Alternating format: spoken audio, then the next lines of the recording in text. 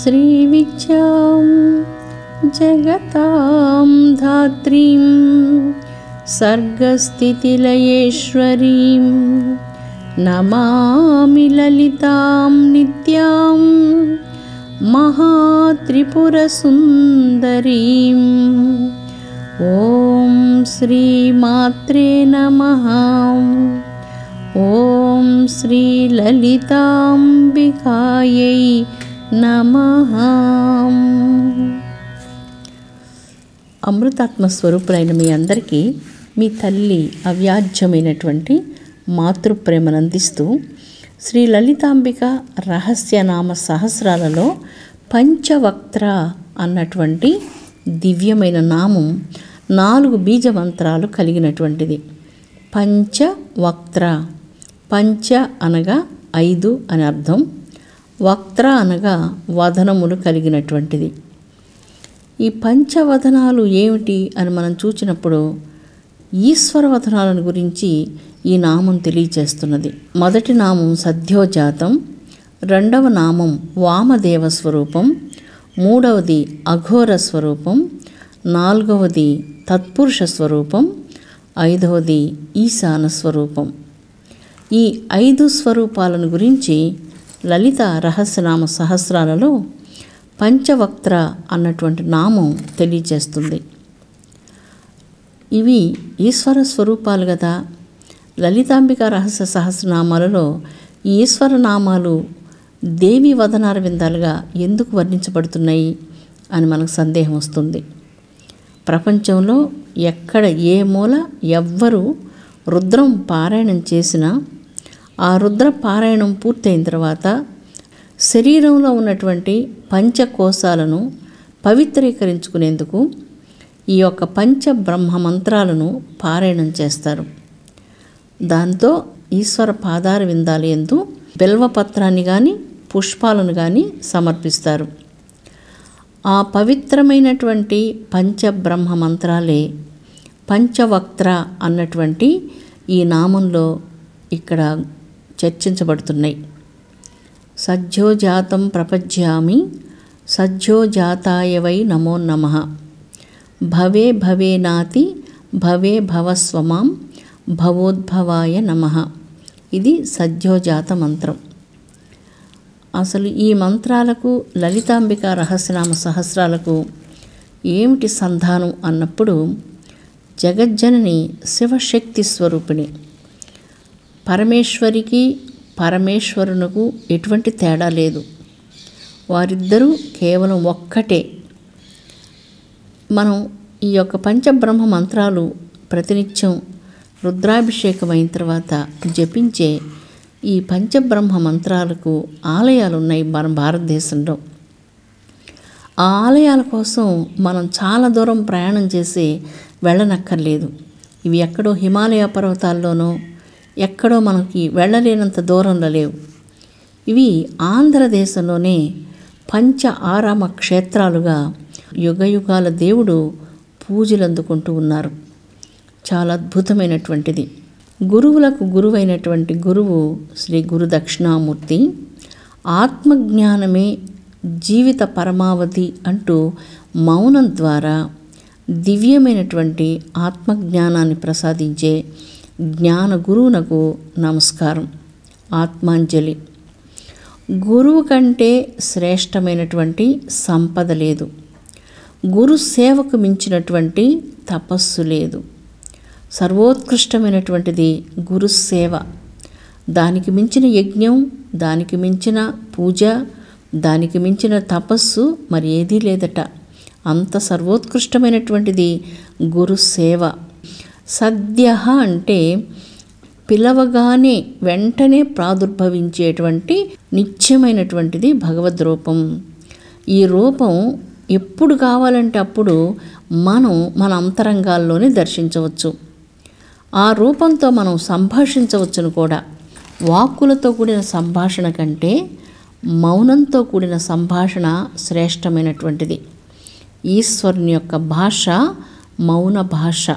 ఈ సద్యోజాత మూర్తి యొక్క దివ్య స్వరూపం వర్ణనాతీతమైనటువంటిది. ఈ జ్ఞాన గురువుని గురించి చక్కని ఒక శ్లోకం మనం చెప్పుకుందాం. శోషణం భవ సింధోశ్చ ప్రాపణం సార సంపద యస్య పాదోదకం సమ్యక్ తస్మై శ్రీ అరుణాచల శ్రీ గురు దక్షిణామూర్తయే నమః. చాలా అద్భుతమైనటువంటిది ఈ గురు వందనం. ఏ గురు దక్షిణామూర్తి కృప వలన సకల ప్రాణికోట్లకు ఈ సంసార సాగరాలు శోషించబడుతూ ఉన్నాయో, ఎవరి కృప వలన అజ్ఞానం ఘోర పరిణామాలు నశించి శాశ్వతమైనటువంటి ఆత్మజ్ఞాన సంపత్తి కలుగుతున్నదో, అటువంటి గురుచరణార విందాలను మన సహస్రార చక్రంలో ధరించి నిత్యం ఎవరైతే ఆరాధిస్తుంటారో వారికి ఆత్మ సాక్షాత్కారం ఈ జన్మలోనే లభిస్తుంది.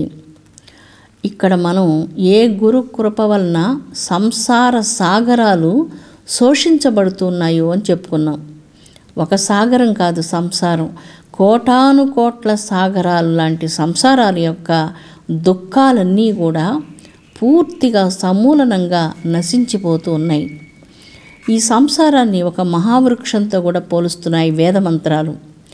ఈ భయంకరమైనటువంటి విషవృక్షాన్ని ఎక్కి ఎక్కడికి వెళ్ళాలో అర్థం కాకుండా ఆ వృక్షం మీద నుంచి మరలా అగాధమైనటువంటి ఒక సంసార జలదిలో తిరిగి పడిపోతున్నాడట.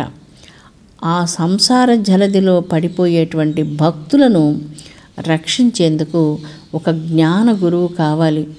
ఆ జ్ఞాన గురువు మనకి ఏం ప్రసాదాన్ని అనుగ్రహిస్తారు? ఆత్మ సాక్షాత్కారమే జీవిత పరమావధి అని బోధించే జ్ఞాన గురువు కావాలి. చాలా అద్భుతంగా ఉన్నది కదా. ఆత్మ సాక్షాత్కారమే జీవిత పరమావధి అని బోధించేటువంటి జ్ఞాన గురువు, గురువులకే గురువు, ఆది గురువు, సమస్త ఋషులందరికీ గురువు శ్రీ గురు దక్షిణామూర్తి. ఆ పరమ పావనమైనటువంటి శ్రీ అరుణాచల గురు దక్షిణామూర్తి పవిత్ర పాదార విందాలకు నమస్కరిద్దాం. సంసార వృక్ష మారూఢాః పతంతి నరకార్ణవే యస్తాను ఉద్ధరతే సర్వం తస్మై శ్రీ గురు దక్షిణామూర్తయే నమః.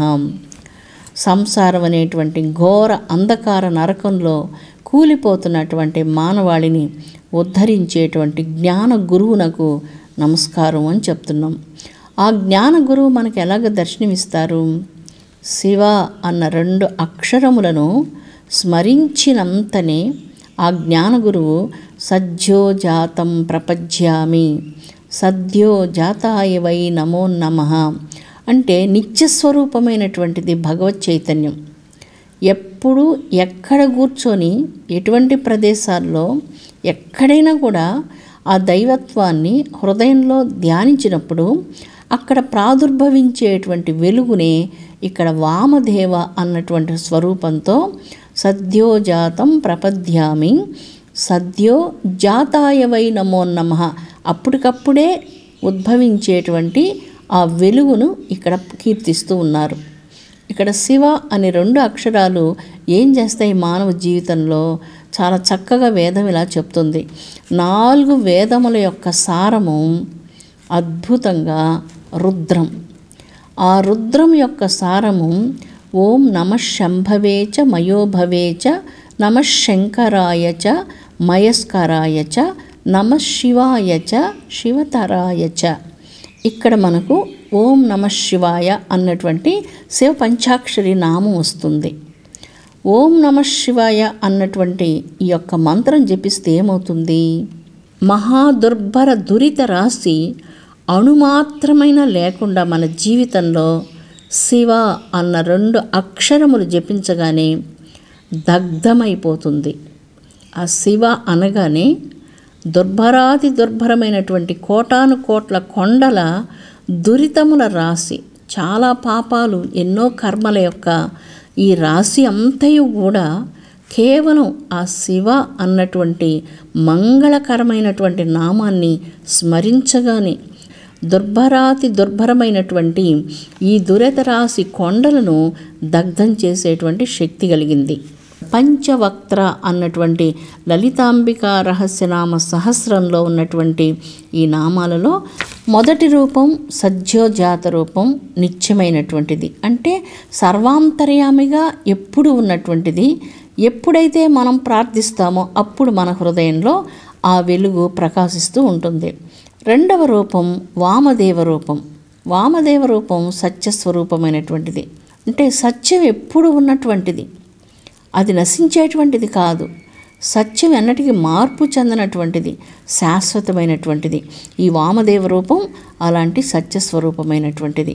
మూడవది శాంతిని ప్రసాదించేటువంటిది. నాలుగవది తత్పురుష రూపం ఆత్మస్వరూపమైనటువంటిది.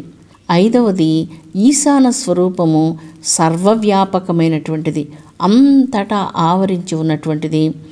నామరూపరహితమైనటువంటిది, ఈశతత్వంతో కూడినటువంటిది.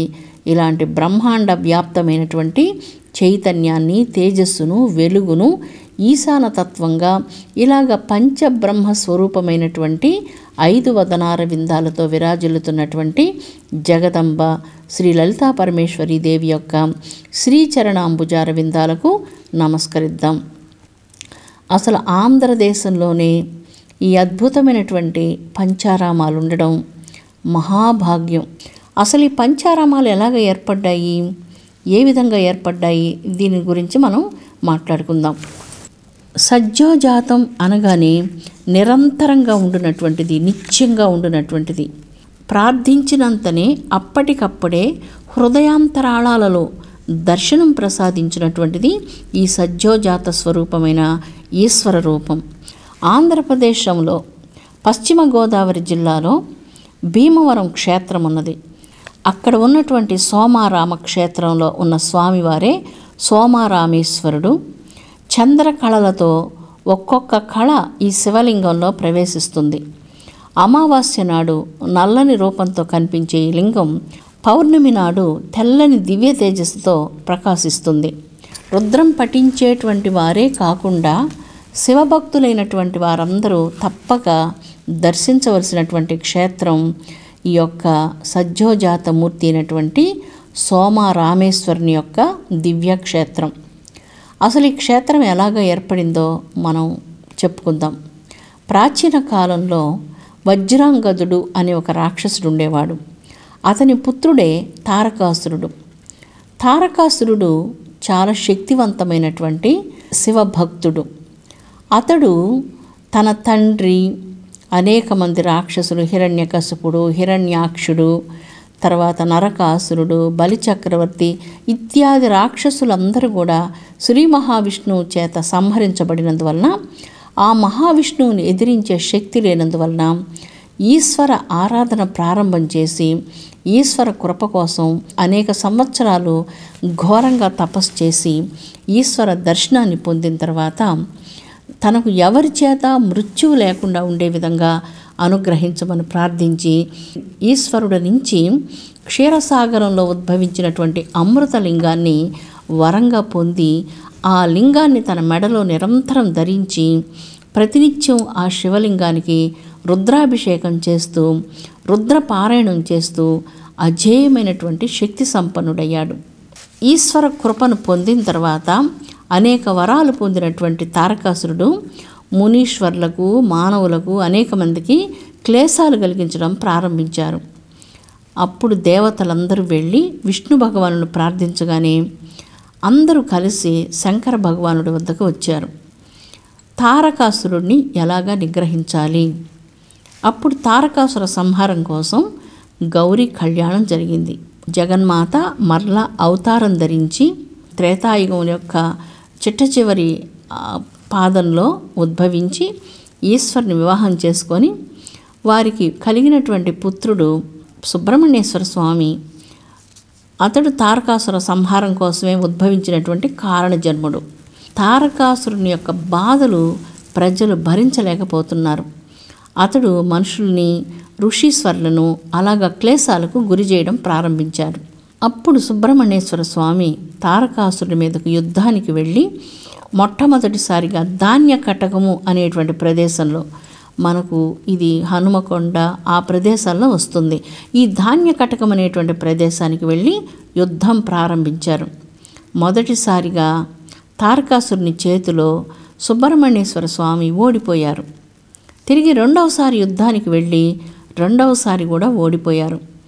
మూడవసారి యుద్ధానికి వెళ్ళి ఆ యుద్ధ బేరిని మ్రోగించగానే తారకాసుడు పరిహాసంగా వచ్చి, ఈ బాలుడు నన్నేం చేయగలడు అంటూ అహంకారంతో యుద్ధం ప్రారంభించాడు.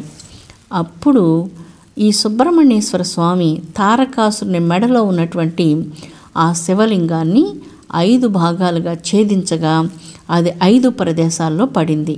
అవియే పంచారామ దివ్య క్షేత్రాలు. అమృతాత్మ స్వరూపులారా, ఈ పంచారామ క్షేత్రాలు చాలా శక్తివంతమైనటువంటివి. ఇవి ఆత్మలింగాలు, దివ్యమైనటువంటి అమృతమయమైనటువంటి లింగాలు. పెరగడం అనేటువంటిది జీవశక్తి కలిగినటువంటిది. అలాంటి జీవశక్తి కలిగినటువంటి దివ్యమైనటువంటి శివలింగాలు. ఈ దివ్యలింగాలు ఆంధ్రదేశంలో ఉండడం మహాభాగ్యం. అలాంటి పరమేశ్వరుని యొక్క పవిత్ర పాదాంబుజాలకు భక్తితో నమస్కరిస్తూ ఓం శాంతి శాంతి శాంతి.